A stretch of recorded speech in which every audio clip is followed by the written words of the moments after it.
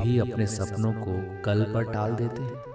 क्या आपके पास भी योजनाओं की एक लंबी सूची है, पर उन पर काम शुरू करने का साहस नहीं है? याद रखिए, कल कभी नहीं आता। जो कुछ भी है वह इसी क्षण में है। स्वागत है आपका प्रेरणा कोश के 9वें दिन में।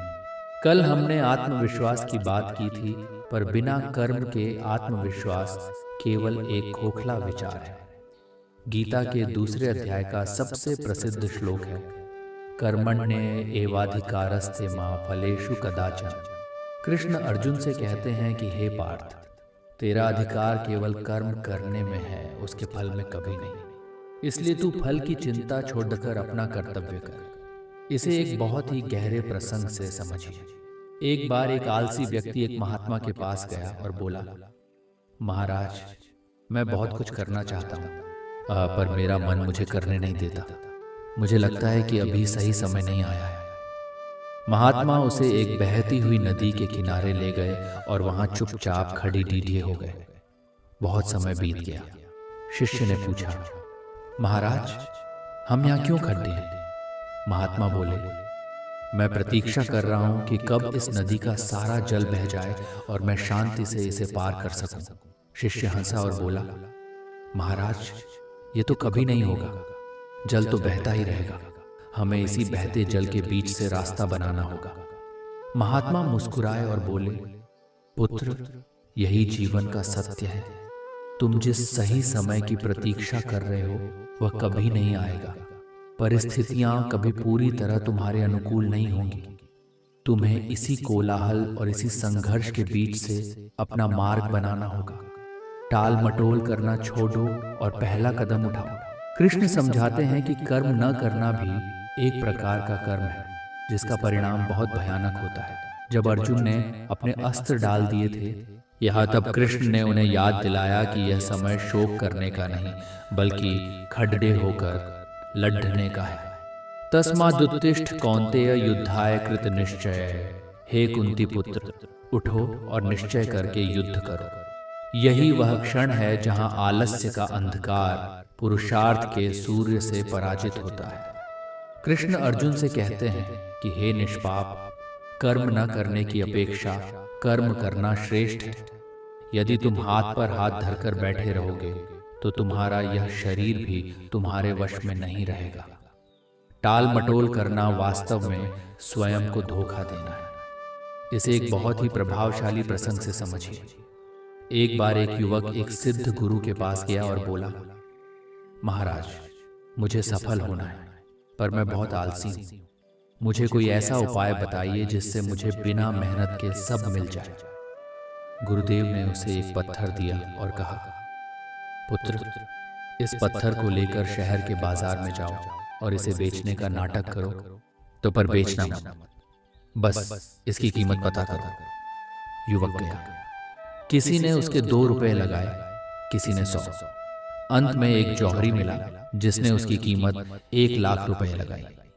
युवक भागा हुआ गुरु के पास आया। गुरुदेव बोले, पुत्र, इस पत्थर की असली कीमत तब पता चली जब तुमने इसे लेकर कदम बाहर निकाला। यदि तुम घर बैठे रहते तो यह केवल एक मामूली पत्थर रहता। तुम्हारा जीवन भी वैसा ही है। जब तक तुम घर से बाहर नहीं निकलोगे, जब तक तुम कर्म की भट्टी में खुद को नहीं तपाओगे, तब तक तुम्हारी असली कीमत संसार को पता नहीं चलेगी। कृष्ण समझाते हैं कि योग कर्मसु कौशलम, अर्थात कर्मों में कुशलता ही योग है। जब आप अपना कार्य पूरी एकाग्रता और कुशलता से करते हैं तो वह कार्य ही आपकी पूजा बन जाता है। टाल मटोल का मुख्य कारण भय और अहंकार है। हम डरते हैं कि कहीं हम असफल न हो जाएं, या हमारा अहंकार कहता है कि हम इससे बेहतर कार्य के हकदार हैं। एक और कहानी सुनिए। एक बार एक चिंटिया ने समुद्र के किनारे अंडे दिए। समुद्र की लहरें उन अंडों को बहा ले गईं। चिंटिया ने संकल्प किया कि वह समुद्र को सुखा देगी। वह अपनी चोंच में पानी भरती और बाहर डालती। सब उसका उपहास करने लगे। तभी पक्षियों के राजा गरुड़ वहां आए और उन्होंने चिंटिया के दृढ़ निश्चय को देखा। उन्होंने भी सहायता करना शुरू किया। अंत में समुद्र को झुकना पड़ा। और उसने चिद्धिया के अंडे वापस कर दिए।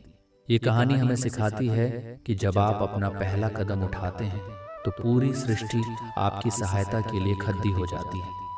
कृष्ण अर्जुन से कहते हैं कि उठो और यश प्राप्त करो, तस्मात् तुम उत्तिष्ठ यशो लभस्व। हे अर्जुन, तुम निमित्त मात्र बनो, विजय तो निश्चित है।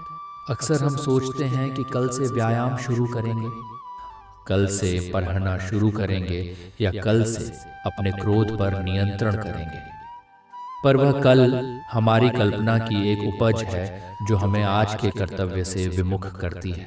कृष्ण कहते हैं कि जो मनुष्य आज के आनंद को कल की प्रतीक्षा में खो देता है वह कभी सुखी नहीं रह सकता। आलस्य वह मीठा विष है जो धीरे धीरे आपकी प्रतिभा को खा जाता है। यदि आप अपनी वर्तमान स्थिति से खुश नहीं हैं तो याद रखिए कि यह आपके पिछले कल के निर्णयों का परिणाम है। यदि आप अपना भविष्य बदलना चाहते हैं तो आपको आज और इसी समय अपने निर्णयों को बदलना होगा। कृष्ण ने अर्जुन को कुरुक्षेत्र में केवल ज्ञान नहीं दिया बल्कि उन्हें कर्म के लिए प्रेरित किया।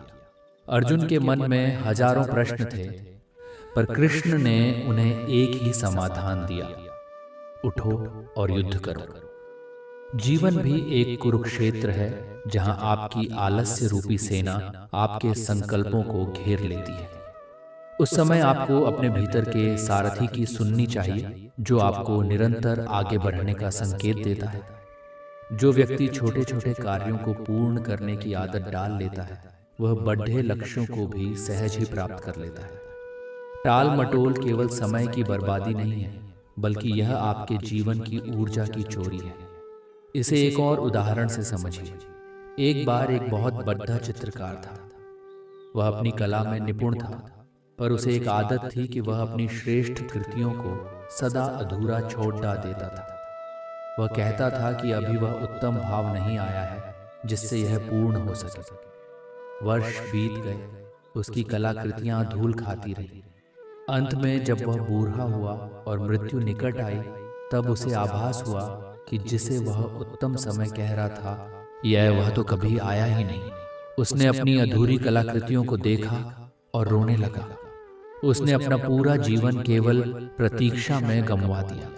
कृष्ण कहते हैं कि पूर्णता की प्रतीक्षा मत करो बल्कि अपने कर्म को पूर्णता की ओर ले जाने का प्रयास करो।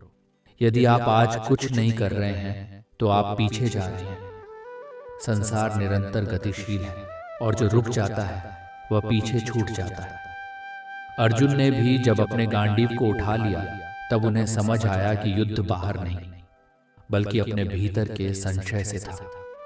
जब उन्होंने पहला बाण चलाया तब उनका सारा डर और आलस्य हवा में विलीन हो गया।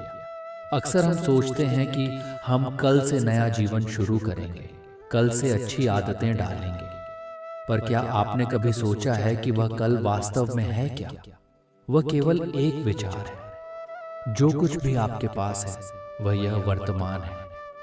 कृष्ण अर्जुन से कहते हैं कि हे पार्थ, जो बीत गया वह स्वप्न था, जो आने वाला है वह कल्पना है, इसी पर जो अभी है वही सत्य है। इस सत्य को स्वीकार करो और अपने कर्म में जुट जाओ। टाल मटोल का एक बड़ा कारण यह भी है कि हम परिणाम को बहुत बड़ा मान लेते हैं। हम सोचने लगते हैं कि यदि हम सफल नहीं हुए तो क्या होगा। कृष्ण कहते हैं कि फल की चिंता छोड़ दो।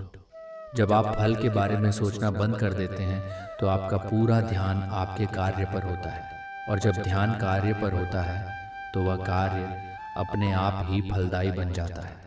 इसे एक अंतिम कहानी से समझिए। एक मूर्तिकार पत्थर पर चोट कर रहा था। 90 चोटें हो चुकी थी पर पत्थर नहीं टूटा।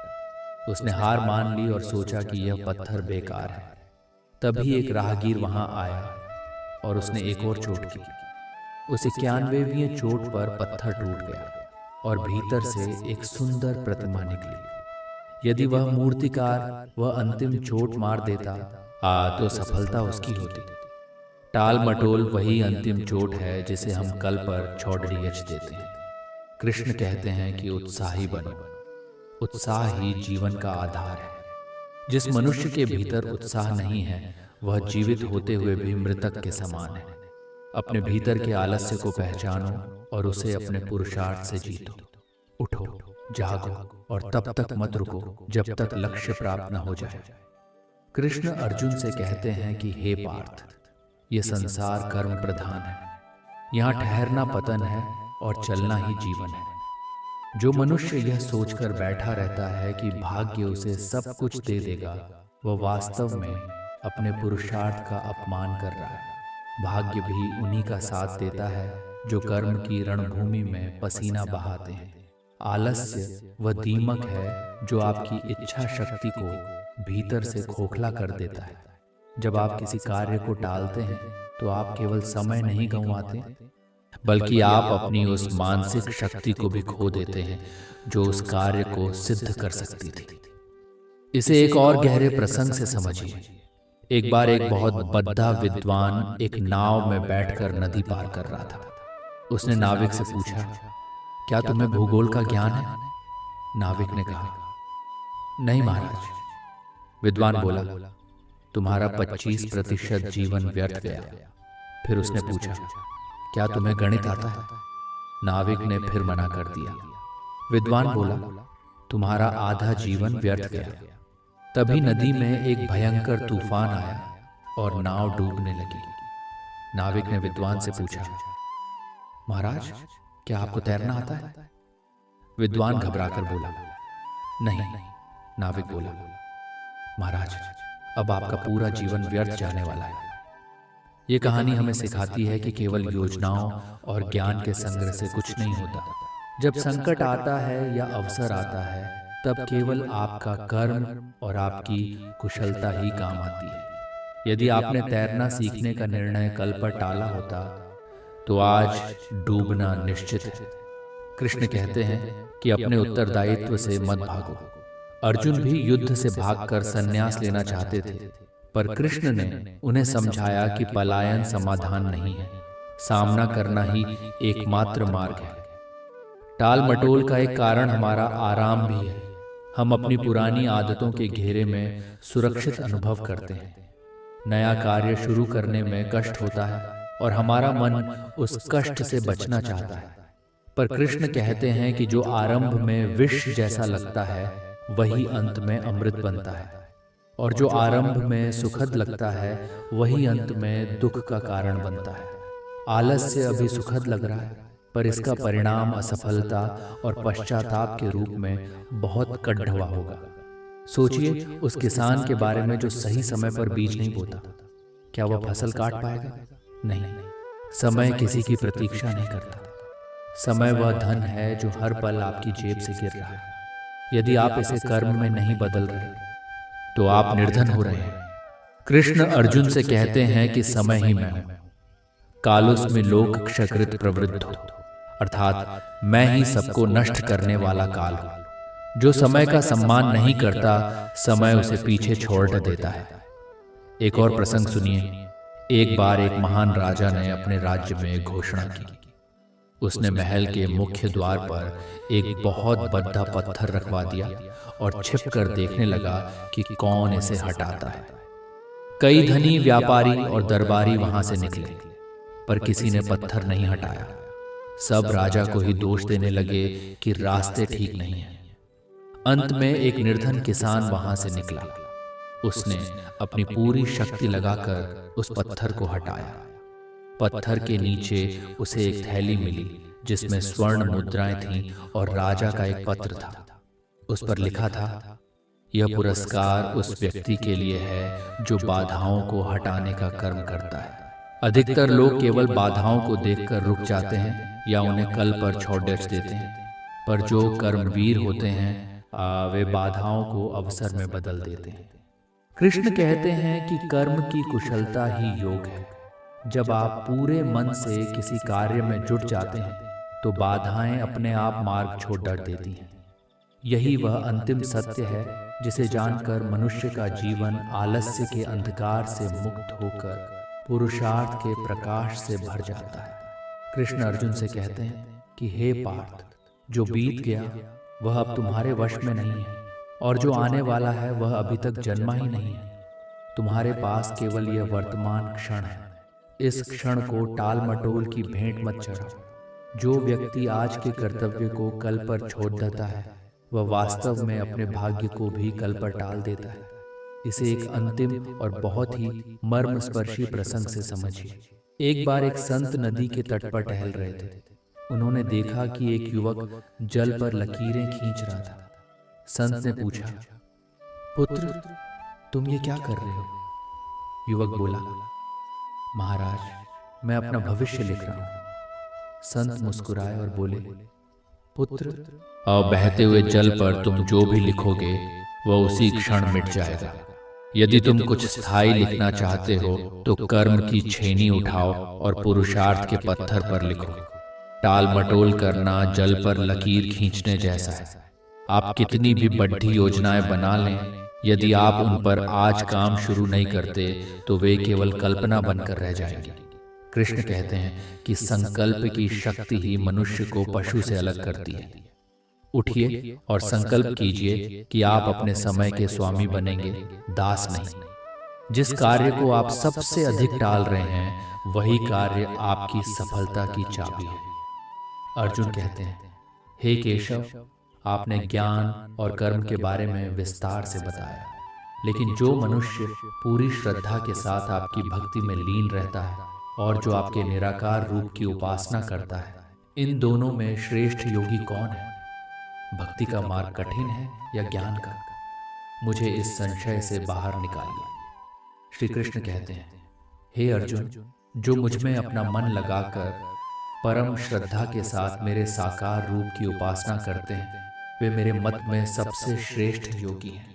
जो निराकार, अविनाशी और सर्वव्यापी ब्रह्म की उपासना करते हैं या वे भी अंत में मुझे ही प्राप्त होते हैं। लेकिन देहधारी मनुष्यों के लिए निराकार में मन लगाना अत्यंत कठिन है, क्योंकि जब तक शरीर का मोह और भान है तब तक निराकार को समझना आसान नहीं होता। इसलिए साकार भक्ति का मार्ग सुगम और शीघ्र फल देने वाला है। अर्जुन कहते हैं, हे माधव, तो फिर एक साधारण मनुष्य जो अपनी गृहस्थी और जिम्मेदारियों में फंसा है वह आपको कैसे पा सकता है? क्या उसे सब कुछ छोड़ देना होगा? क्या संसार का त्याग किए बिना ईश्वर की प्राप्ति संभव है? श्री कृष्ण कहते हैं, नहीं अर्जुन, त्याग बाहर से नहीं बल्कि भीतर से होना चाहिए। जो अपने सभी कर्मों को मुझे अर्पित कर देता है, जिसका मुझ पर अटूट विश्वास है और जो अनन्य भाव से मेरा चिंतन करता है, उसका उद्धार मैं स्वयं करता हूँ। तुम बस अपना मन मुझ में लगाओ और अपनी बुद्धि मुझे सौंप दो। यदि तुम ऐसा नहीं कर सकते तो अभ्यास के द्वारा मुझे पाने की कोशिश करो। यदि अभ्यास भी कठिन लगे, ये बात तो केवल मेरे लिए कर्म करो, और यदि यह भी संभव न हो तो कम से कम अपने कर्मों के फल की इच्छा का त्याग करना सीखो। फल का त्याग करने से मन को तुरंत शांति प्राप्त होती है। अर्जुन कहते हैं, हे गोविंद, आपके प्रिय भक्त के लक्षण क्या हैं? आप किसे सबसे अधिक प्रेम करते हैं? वह कौन से गुण हैं जो एक मनुष्य को आपके करीब लाते हैं? श्री कृष्ण कहते हैं, अर्जुन, जो किसी भी प्राणी से द्वेष नहीं करता, जो सबका मित्र है और सबके प्रति दयालु है, वही मुझे प्रिय है। जिसमें मैं और मेरा का अहंकार नहीं है, जो सुख और दुख में समान रहता है और जो क्षमाशील है, वह भक्त मुझे अत्यंत प्रिय है। जो न किसी से डरता है और न ही जिससे कोई डरता है, जो हर्ष, ईर्ष्या और भय से मुक्त है, वही मेरा सच्चा भक्त है। जो फल की इच्छा नहीं करता, जो शुद्ध है और जो सभी आरंभों के फल को मुझे अर्पित कर देता है, वह मेरा प्रिय है। अर्जुन कहते हैं, हे वासुदेव, श्रद्धा का महत्व क्या है? क्या बिना श्रद्धा के किया गया दान या तप सफल होता है? क्या केवल कर्म करना ही काफी नहीं है? श्री कृष्ण कहते हैं, अर्जुन, बिना श्रद्धा के किया गया कोई भी कर्म, चाहे वह दान हो या तप, वह असत कहलाता है।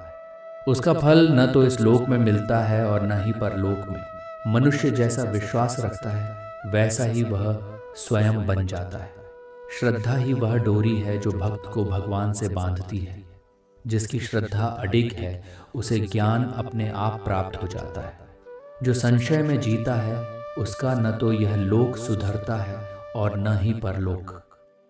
अर्जुन कहते हैं, हे कृष्ण, आपने श्रद्धा के 3 प्रकारों के बारे में भी बताया था। क्या मनुष्य का स्वभाव भी उसकी श्रद्धा को प्रभावित करता है? क्या हम अपने स्वभाव को बदल सकते हैं? श्री कृष्ण कहते हैं, हाँ अर्जुन, हर मनुष्य की श्रद्धा उसके स्वभाव के अनुसार 3 प्रकार की होती है, सात्विक, राजसिक और तामसिक। सात्विक लोग देवताओं की पूजा करते हैं, राजसिक लोग यक्षों और राक्षसों की, और तामसिक लोग निम्न शक्तियों की उपासना करते हैं। लेकिन जो अपनी बुद्धि को शुद्ध करके पूर्ण श्रद्धा से केवल मेरा स्मरण करता है, वह इन तीनों गुणों से ऊपर उठकर मुझ में विलीन हो जाता है। स्वभाव को निरंतर अभ्यास और सही ज्ञान से बदला जा सकता है। अर्जुन कहते हैं, हे प्रभु, अब मुझे समझ आ रहा है कि श्रद्धा ही वह आधार है जिस पर जीवन की इमारत खड़ी होती है। लेकिन हे मधुसूदन, आपने गुणों की बात की, सत्व, रज और तम। ये 3 गुण हमारे जीवन को किस तरह प्रभावित करते हैं? क्या कोई मनुष्य इन गुणों से पूरी तरह मुक्त हो सकता है? मुझे इन गुणों के रहस्य के बारे में विस्तार से बताइए। श्री कृष्ण कहते हैं, अर्जुन, ये 3 गुण सत्व, रज और तम प्रकृति से उत्पन्न होते हैं और अविनाशी आत्मा को शरीर में बांध देते हैं। सत्व गुण निर्मल और प्रकाशमय है, जो सुख और ज्ञान की आसक्ति पैदा करता है। रज गुण क्रिया और इच्छाओं का प्रतीक है, ये बाजो मनुष्य को लोभ और कर्मों के फल में बांधता है। और तम गुण अज्ञान से पैदा होता है, जो प्रमाद, आलस्य और निद्रा के द्वारा जीव को मोह में डाल देता है। जब सत्व बढ़ता है तब मनुष्य में ज्ञान का प्रकाश फैलता है। जब रज बढ़ता है तब अशांति और लालसा जागती है, और जब तुम बढ़ता है तब अंधकार और झड्ढता छा जाती है। अर्जुन कहते हैं, हे माधव, क्या इन तीनों गुणों से ऊपर उठना संभव है? जो व्यक्ति इन गुणों को पार कर लेता है, वह किस अवस्था में रहता है? उसके आचरण कैसे होते हैं? मुझे उस गुणातीत पुरुष के बारे में बताइए जो इन सांसारिक बंधनों से मुक्त हो चुका है। श्री कृष्ण कहते हैं, अर्जुन, जो पुरुष इन तीनों गुणों के कार्य यानी प्रकाश, प्रवृत्ति और मोह के होने पर न तो उनसे द्वेष करता है और न ही उनके हट जाने पर उनकी आकांक्षा करता है, वही गुणातीत है। वह सुख और दुख में समान रहता है, मिट्टी और सोने को एक जैसा समझता है और प्रिय या अप्रिय स्थितियों में विचलित नहीं होता। ऐसा व्यक्ति धैर्यवान होता है और निंदा या स्तुति को समान भाव से स्वीकार करता है। जो मान और अपमान में एक जैसा रहे और जिसने सभी कर्मों के कर्तापन का त्याग कर दिया है, वही गुणों से अतीत कहा जाता है। अर्जुन कहते हैं, हे जनार्दन, यह अवस्था तो अत्यंत दिव्य है, लेकिन एक साधारण मनुष्य के लिए इन गुणों के युद्ध को जीतना कैसे संभव है? हमारे भीतर अक्सर रज और तम हावी हो जाते हैं। क्या कोई ऐसा उपाय है जिससे हम निरंतर सत्व गुण में स्थित रह सकें और अंत में इन सब से मुक्त हो सके? श्री कृष्ण कहते हैं, अर्जुन, इसका सबसे सरल उपाय है अनन्य भक्ति। जो मनुष्य बिना विचलित हुए मेरी भक्ति करता है, वह इन तीनों गुणों को पार करके ब्रह्म भाव को प्राप्त करने के योग्य बन जाता है। अपने भोजन, अपनी संगति और अपने विचारों को शुद्ध करो। सात्विक भोजन और सात्विक कर्म बुद्धि को निर्मल करते हैं। जब बुद्धि निर्मल होती है तब मनुष्य गुणों के खेल को समझ जाता है और फिर वह उनसे प्रभावित नहीं होता। याद रखो, मैं ही उस अविनाशी ब्रह्म का आधार हूँ और शाश्वत धर्म तथा अखंड सुख का स्रोत हूँ। अर्जुन कहते हैं, हे केशव, भोजन और संगति का प्रभाव इतना गहरा क्यों होता है? क्या हमारा आहार वास्तव में हमारे मन और हमारी श्रद्धा को बदल सकता है? मुझे आहार और तपस्या के भेदों के बारे में भी विस्तार से बताइए, ताकि मैं अपने जीवन को पूरी तरह शुद्ध कर सकूं। श्री कृष्ण कहते हैं, अर्जुन, जैसा अन्न वैसा मन। जो भोजन आयु, बुद्धि, बल और आरोग्य बढ़ाने वाला है, जो रसदार और हृदय को प्रिय है, वह सात्विक आहार है। कड्वे, खट्टे, अधिक गर्म और तीखे भोजन जो दुख और रोग पैदा करते हैं वे राजसिक कहलाते हैं, और जो भोजन अधपका, दुर्गंधयुक्त या बासी है वह तामसिक आहार है। इसी प्रकार बिना किसी फल की इच्छा के श्रद्धा के साथ किया गया तप सात्विक होता है। जो तप सत्कार और मान पाने के लिए किया जाए वह राजसिक है, और जो मूर्खता पूर्वक दूसरों को कष्ट देने के लिए किया जाए वह तामसिक है। अर्जुन कहते हैं, हे मधुसूदन, अब मुझे समझ आ रहा है कि हमारे छोटे छोटे चुनाव कैसे हमारे पूरे व्यक्तित्व का निर्माण करते हैं। लेकिन हे प्रभु, आपने पुरुषोत्तम योग के बारे में भी संकेत दिया था। इस संसार को आपने एक पीपल के वृक्ष के समान बताया है, जिसकी जड़ें ऊपर हैं और शाखाएं नीचे। इस रहस्यमयी संसार वृक्ष का वास्तविक अर्थ क्या है? श्री कृष्ण कहते हैं, अर्जुन, इस संसार को एक अविनाशी अश्वत्थ वृक्ष कहा गया है। इसकी जड़ें ऊपर परमेश्वर में हैं और इसकी शाखाएं नीचे संसार में फैली हुई हैं। वेदों के छंद इसके पत्ते हैं। इस वृक्ष की शाखाएं गुणों के द्वारा बरती हैं और विषय भोग इसके अंकुर हैं। जो मनुष्य ज्ञान रूपी कुल्हादी से इस संसार रूपी वृक्ष की जड़ों को काट देता है, वही उस परम पद को प्राप्त होता है जहां से वापस नहीं लौटना पड़ता। वह पद मेरा ही परम धाम है, जहां न सूर्य की आवश्यकता है, न चंद्रमा की और न ही अग्नि की। अर्जुन कहते हैं, हे गोविंद, यह ज्ञान अत्यंत गूढ़ है। क्या हर जीव के भीतर आपका ही अंश निवास करता है? यदि ऐसा है तो जीव अलग अलग योनियों में कष्ट क्यों भोगता है? क्यों कुछ लोग दिव्य गुणों के साथ पैदा होते हैं और कुछ आसुरी प्रवृत्तियों के साथ? मुझे दैवीय और आसुरी संपदा के अंतर के बारे में भी ज्ञान दीजिए।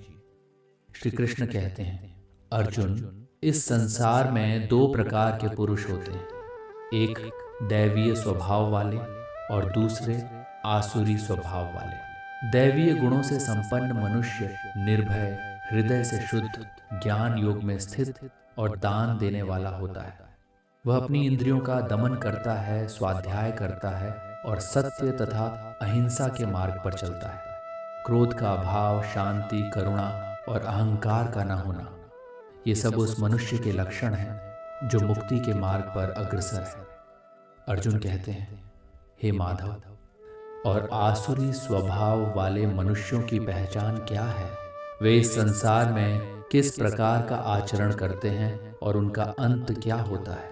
श्री कृष्ण कहते हैं, अर्जुन, आसुरी स्वभाव वाले मनुष्य पाखंड, घमंड और क्रोध से भरे होते हैं। वे नहीं जानते कि क्या करना चाहिए और क्या नहीं। उनमें न तो पवित्रता होती है और न ही सत्य। वे मानते हैं कि यह जगत बिना किसी ईश्वर के केवल स्त्री पुरुष के संयोग से पैदा हुआ है और इसका कोई आधार नहीं है। ऐसी तुच्छ बुद्धि वाले लोग केवल अपनी कामनाओं की पूर्ति में लगे रहते हैं और विनाशकारी कर्म करते हैं। वे हजारों आशाओं की बेदियों से बंधे होते हैं और काम क्रोध के वश में होकर अन्याय से धन इकट्ठा करने की कोशिश करते हैं। अर्जुन कहते हैं, हे केशव, ऐसे लोग अपनी सफलता को किस दृष्टि से देखते हैं? क्या वे कभी अपनी भूल को स्वीकार करते हैं? श्री कृष्ण कहते हैं, वे सदा यही सोचते हैं, आज मैंने यह प्राप्त कर लिया, कल मैं उस मनोरथ को भी पूरा कर लूंगा। ये शत्रु मेरे द्वारा मारा गया और दूसरों को भी मैं मार डालूंगा। मैं ही ईश्वर हूँ, मैं ही भोगी हूँ, मैं सिद्ध हूँ, बलवान हूँ और सुखी हूँ। वे अपने ही मोह जाल में फंसे रहते हैं और अहंकार के कारण मेरा तिरस्कार करते हैं, जो उनके और सबके शरीर में स्थित हो। ऐसे आसुरी प्रवृत्तियों वाले लोग बार बार नीच योनियों में जन्म लेते हैं और कभी शांति प्राप्त नहीं कर पाते। अर्जुन कहते हैं, हे गोविंद, क्या इस नरक रूपी दलदल से निकलने का कोई द्वार है? मनुष्य अपने भीतर के इन आसुरी भावों को कैसे समाप्त कर सकता है? श्री कृष्ण कहते हैं, अर्जुन, काम, क्रोध और लोभ ये नरक के 3 द्वार हैं जो आत्मा का नाश कर देते हैं। इसलिए इन तीनों का त्याग कर देना चाहिए। जो मनुष्य इन तीनों द्वारों से मुक्त हो जाता है, वह अपने कल्याण का आचरण करता है और परम गति को प्राप्त होता है।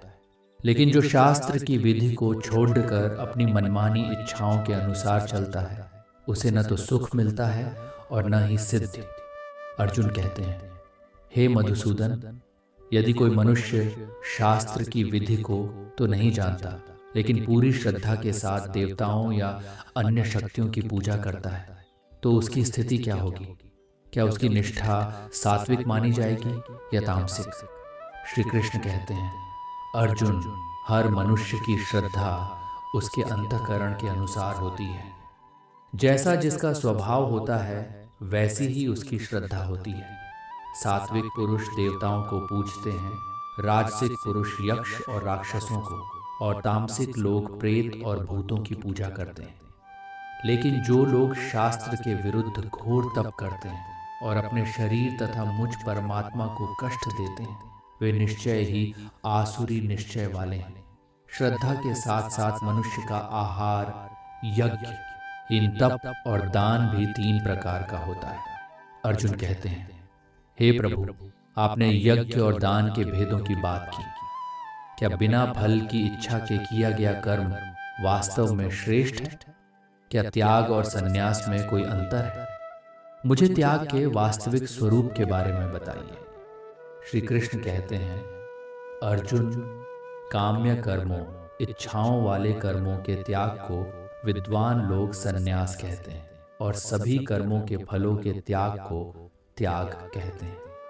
कुछ लोग कहते हैं कि कर्म दोषपूर्ण है, इसलिए उन्हें छोड़ देना चाहिए, जबकि दूसरे कहते हैं कि यज्ञ, दान और तप कभी नहीं छोड़ने चाहिए। मेरा मत सुनो, यज्ञ, दान और तप करने वाले कर्म कभी नहीं त्यागने चाहिए, क्योंकि ये मनीषियों को भी पावन करने वाले हैं। लेकिन इन कर्मों को भी आसक्ति और फल की इच्छा छोड़कर ही करना चाहिए। अर्जुन कहते हैं, हे केशव, क्या त्याग के भी 3 प्रकार होते हैं? अक्सर लोग आलस्य या कष्ट के डर से कर्म छोड़ देते हैं, क्या वह भी त्याग है? श्री कृष्ण कहते हैं, मोह के कारण नियत कर्म का त्याग करना तामसिक त्याग कहलाता है। शरीर को कष्ट होगा, इस डर से कर्म छोड़ देना राजसिक त्याग है। लेकिन जब कोई मनुष्य यह सोचकर कर्म करता है कि यह मेरा कर्तव्य है और वह फल की आसक्ति का त्याग कर देता है, वही सात्विक त्याग है। ऐसा त्यागी न तो अशुभ कर्म से द्वेष करता है और न ही शुभ कर्म में आसक्त होता है।